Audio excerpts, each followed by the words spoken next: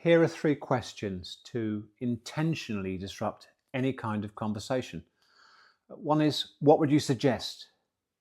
If someone starts complaining and you just say, well, what would you suggest?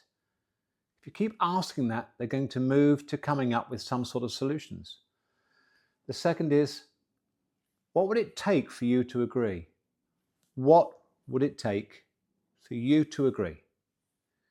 You can just raise your hand and say, well, listen, there's a lot of conversation, but how do we get agreement around here? And if you ask that enough times, it'll redirect everyone's focus to finding a solution. The third great question is to say, can you live with it? Now, I don't know about you, but I've wasted more than enough time on this planet having dumb arguments and conversations where if I just asked myself, can you live with it? I would have saved a whole heap of time. And so often we just need to raise that in a meeting where somebody is hung up on something very small. You just have to say, well, can you live with it?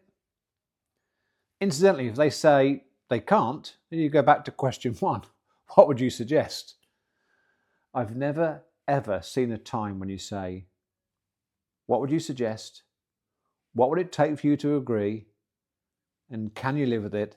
I've never not seen that work. When you go through that cycle, it's almost impossible that you cannot get a breakthrough. Every single time I've done this, and every single time I've ever advised someone to do this, they've always had a breakthrough and found a solution.